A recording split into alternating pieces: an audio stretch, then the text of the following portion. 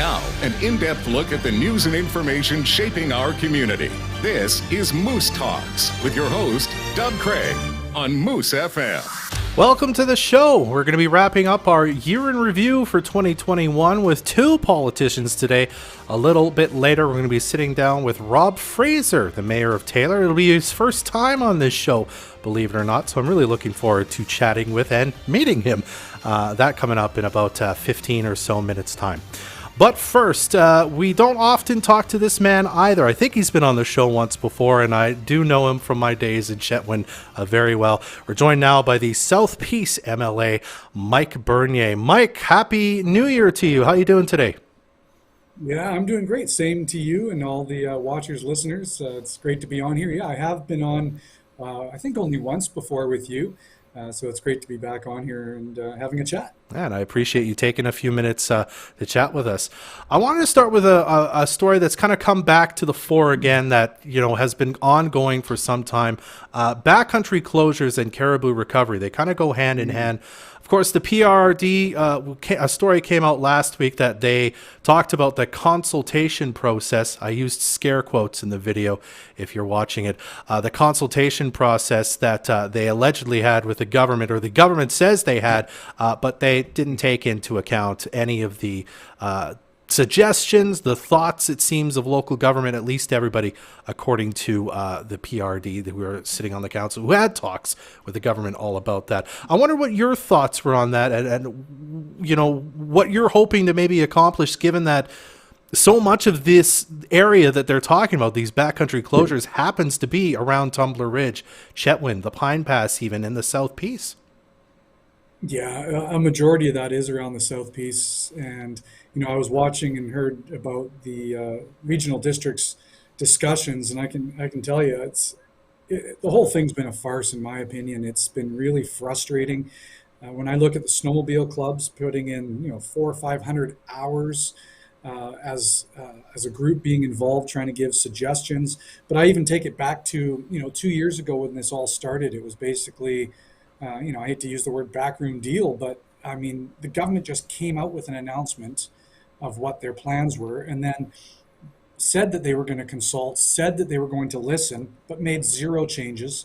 In fact, a lot of town hall meetings got canceled, and they told me directly, well, they were canceled because they were worried about the backlash. Mm-hmm. Well, of course there's going to be backlash when people are upset, they're losing their access to the backcountry, they feel like they're not being listened to.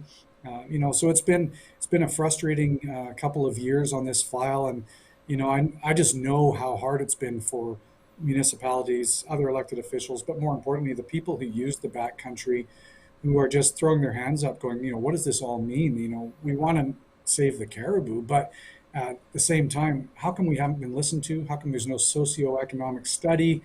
I'm sure you're hearing it as well as I am through my office. We've been pushing back as much as we can. I was talking to some of the provincial media down in Vancouver just 2 days ago on this issue. So they're looking forward to that letter from the regional district as well, so we can try to ramp up the whole discussion. The main point being top-down, heavy-handed decisions from government without listening to the affected people in the region. Mm-hmm.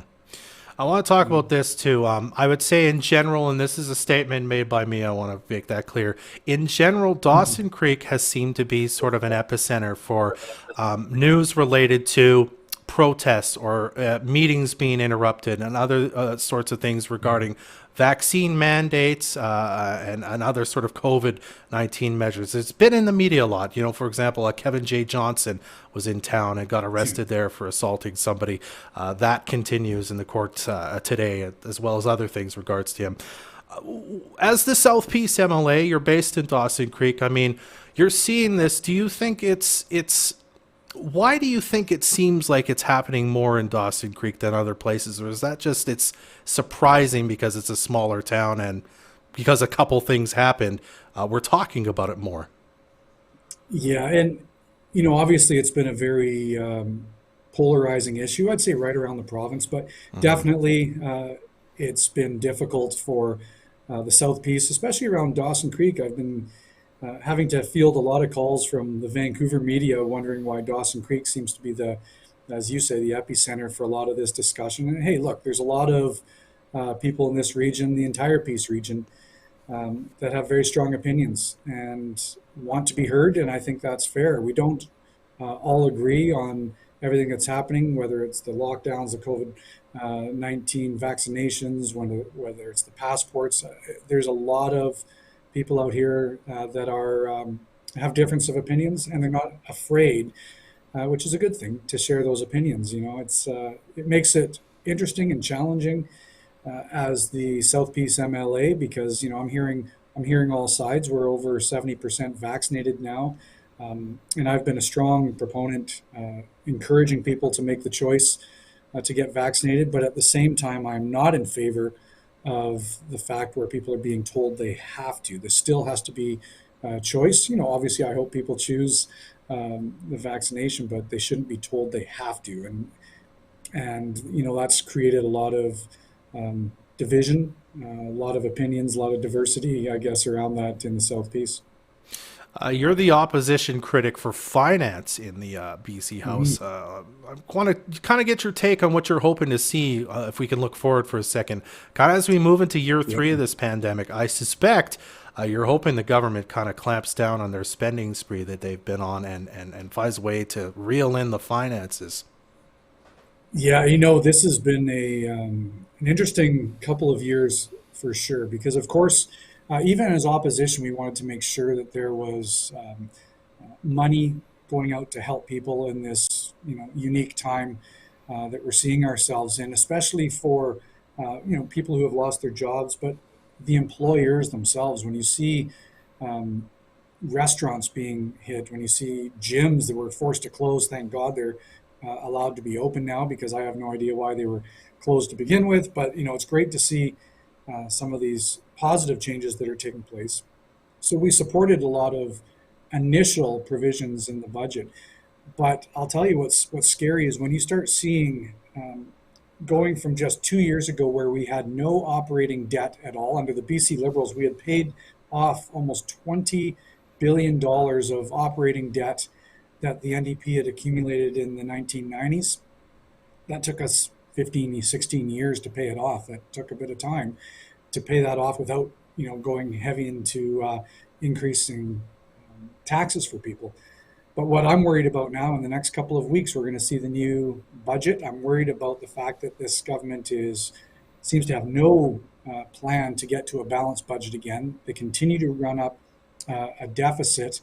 And so that's what I'm pushing back for. I understand COVID, but what's the long-term plan to get people back to work, to rein in our spending, to reduce taxes, all of the things that I think we did under a good, conservative-minded BC Liberal government around the finances. And, I'm really worried about what the next couple of years hold, especially when the NDP last year announced that they could see deficit spending for up to 10 years before they get to balanced budgets again. I don't know about you, but that's a scary, scary thought of what we can see for how we're going to ever pay that off. Mm-hmm. I want to switch gears here quickly to the Liberal leadership race, because that's going to be wrapping up very soon. I don't have the exact date, but you guys are voting in the next couple weeks, I believe.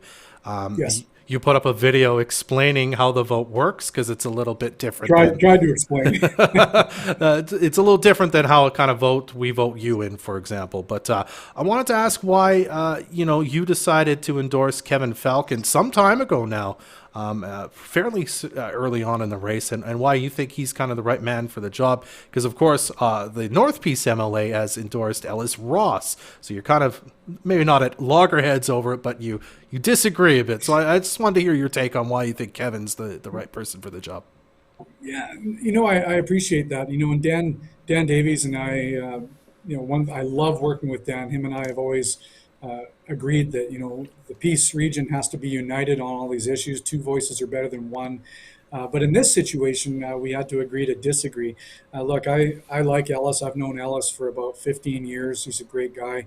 But I supported Kevin Falcon for the main reason that I hate the NDP more, to be blunt. And Kevin has a lot of experience, but he's from the Lower Mainland. And I lived through this when I tried to run for leadership 3-4 years ago. I learned very quickly that, huge support in rural BC, and I thanked people for that. but to resonate into the Chinese community, the South Asian community, the millennials in Vancouver, we need to win seats back in Vancouver. We don't need to win the seats that we already win, just those ones. We need to win more if we want to ever get rid of the NDP. And, Kevin, for me, has that experience. He has those connections. He's a former MLA in Surrey. And for me, that was paramount. And that's nothing against someone like Ellis, who's an amazing individual, a great colleague, and a good friend. But I also, figured for me that I had to go with somebody that I knew that could win the Lower Mainland. So we can get back into government, get rid of the NDP, and be part of the decision-making process going forward. All right, one final question for you, Mike. Looking forward now to 2022, in your capacity as a member of Parliament for the South Peace, your role as opposition critic, what are you looking forward to the most this year? An issue maybe you're digging into. What do you think? Well, I think the main thing is trying to hold the government accountable for their decisions, lack of decisions, especially whether it's around COVID or, I strongly think they've been hiding behind COVID for the last 2 years, and so many other files have been dropped. You look at our mental health and addictions, the amount of people dying right now in British Columbia through the opioid crisis is huge, and nobody's talking about that at the provincial level. The affordability has gone through the roof. Nobody can afford to live in half our province anymore, and the NDP is not talking about that. They've made all these promises to get elected, and now they've just hidden behind Dr. Bonnie Henry, I would say, and they're not doing anything on all these other files that are important to the people of British Columbia. So only 2 more weeks. We're back in Victoria, face to face with the NDP, in front of all of the provincial media, and hopefully yourselves as well up here locally, that'll continue to cover the fact that the NDP made promises, they haven't followed through. Our job is going to bring those to the forefront, hold them accountable, and from a local perspective, so many issues up here that we need to have heard down in Victoria, because it's not one size fits all, as we all talk about. The Peace region has some huge, unique issues that Dan and I have to take down there and represent the people with. All right, Mike. Well, I really appreciate you taking some time to chat with us today. Hopefully we'll get to see pleasure. you and maybe your band Haven this summer, if you guys are able to play some shows, if possible. I had to make sure I got Absolutely. that in. Hey, thanks for that. You know what? We're still jamming every weekend when we can, and we're looking forward to everything being lifted so we can get out and put on a couple of concerts. I miss those days of getting out and playing live. Absolutely. Well, thanks for doing this, Mike. That. Yeah, cheers. You take care. Take care. Thank you. That's Mike Bernier, the MLA for the South Peace. Welcome back to the program. Now we're going to speak with someone I've never had the pleasure of having on this show before. We've got lots of things that happen, of course, in Taylor, including that ever-important bridge that gets us to and from other places in the province. So to talk about that issue and many other issues affecting the town of Taylor, we're joined now by the mayor of Taylor, Rob Fraser. Rob, welcome to Moose Talks. Happy New Year to you. Oh, I apologize. I've got the wrong. We couldn't hear you. Let's try that again. Are you there, Rob? I'm here. Can you hear me all right? Yeah, I can hear you fine now. I just have to turn on the correct things so that everyone else can hear you. So my apologies for that. What is the protocol for how long into the new year you can say Happy New Year? I'm not sure. That's a good point. That may be something we could debate later. Yeah, all right. Happy New Year to you and all your listeners anyway. Yeah, absolutely. So Mayor Fraser, I wanted to start, of course, with the Taylor Bridge, which is probably the most talked about Taylor thing, at least for us up here in Fort St. John. The bridge deck is being re-welded or having some repairs being done on it over the weekend starting tonight. It's a constant source of certainly debate as to what's to be done next. Maybe not debate, because everybody seems to agree it's time for a new bridge. I wonder what your kind of role is in what's happening and if the government's moving forward with anything. Do you in constant contact about this? Is this something you talk with them about a lot?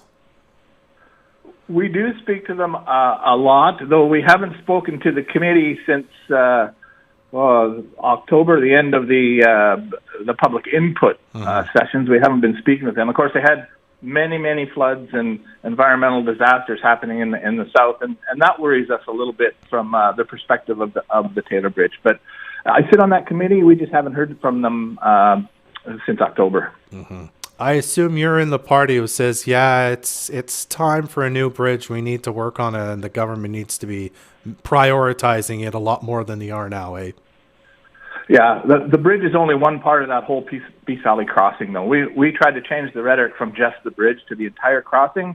I mean, 4-laning through Taylor, making sure that South Taylor Hill stays in place, but the bridge is the biggest piece of it. You know, do you fix this one? Do you put a completely new one in, deck the old one? They're going to come back to us with what they heard in the public and what they think the best options are. Okay. We hope in the spring. Absolutely. You said 4-laning through Taylor. You know, again, I'm not from Taylor, so I only drive through there every once in a while. Is that going to be difficult kind of going up the hill into Taylor from the bridge? Because it doesn't seem like there's tons of room for that there. I think they would. I mean, they're going to have to pull the hill back to make room for another bridge or more lanes. Yeah. But we've always been resistant to 4 lanes in Taylor until there's 4 lanes on the river. If there's 4 lanes across the river, then you're not necking down 4 lanes from Fort St. John to Taylor in Taylor. You know, everybody wants to speed past everybody to be the first one onto the 2 lanes. We just don't want that happening in Taylor. But if there's 4 lanes across the river, I think the people of Taylor would be prepared to see 4 lanes through Taylor, as long as we still have our ability to connect the 2 sides of the community with crosswalks, lights, that sort of thing. Okay. You said you're expecting kind of the next thing to happen in the spring.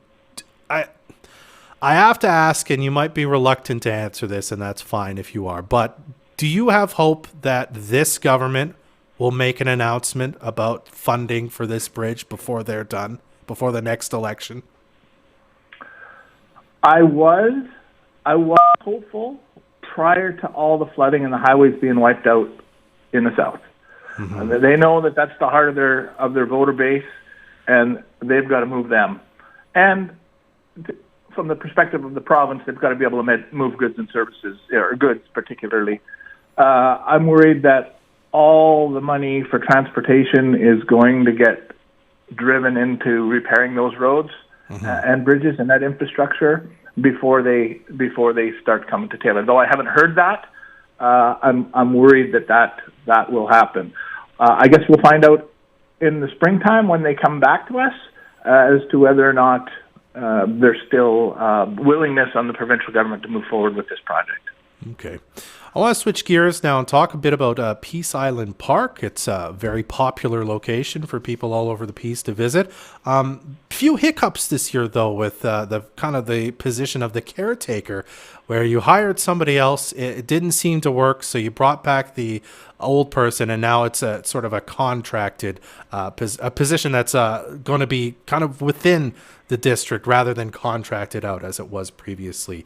Can you talk a bit about that process and sort of the frustration you were maybe experiencing and hearing from people with, you know, how the park was being maintained with, you know, with the changes that were going on?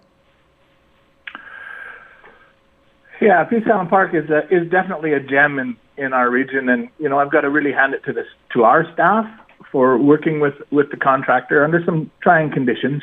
You know, they were getting feedback from the public and from themselves from working with that contractor, you know, that things weren't proceeding as we all had hoped that they would. And we've had so many good contractors down at Peace Island Park that it has set up an expectation over the years that the service will be just right. And so I think, you know, that the last contractor maybe got in a little bit over his head and his partner's head, and staff had to move in and work with him in the short term, and then get the previous contractor in there to help us all to complete the summer, and that went really well. While we were doing that, it became pretty apparent to us that, you know, based on the revenues coming in and what it would cost to actually operate it with our own staff presented a report to us that gave us the option of looking at bringing it in-house.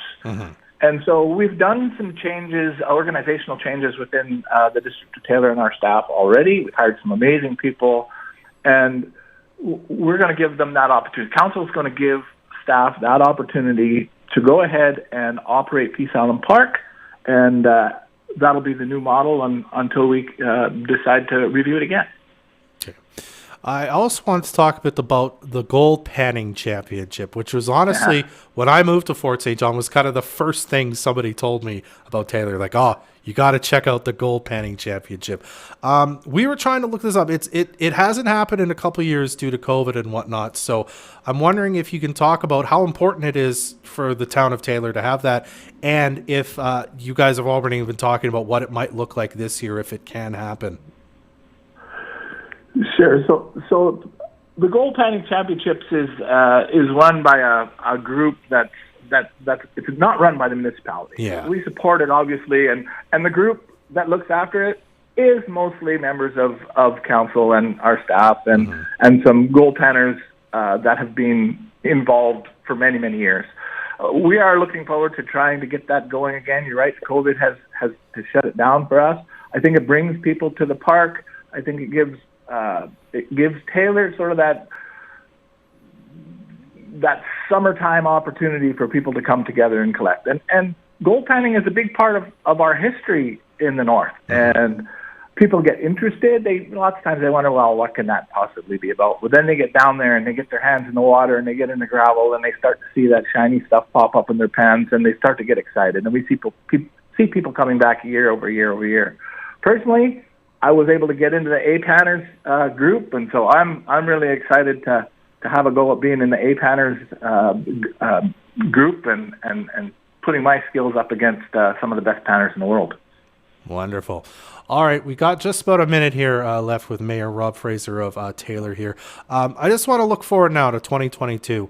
In your capacity as the mayor, what's kind of the thing you're most looking forward to this year? Maybe an issue you're digging into, something you're looking forward to tackling at council. Is there something that comes to mind?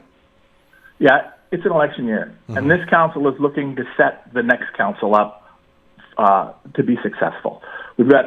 We've had 4 big studies that have come through, our organizational review and our housing study and the study that we've got going with respect to assets, the asset management. And those will help plan the future of Taylor. And we hope to finish all of those, put some recommendations into place this year so that next council can take that information and run with it and implement some good actions for Taylor. Excellent. Well, Mayor Fraser, I really appreciate you making some time for us today. Hopefully we're able to have you on again sooner rather than later. And it was nice meeting you. Thanks for doing this. You're welcome, Dub. Anytime. Absolutely. That's Mayor Rob Fraser of Taylor.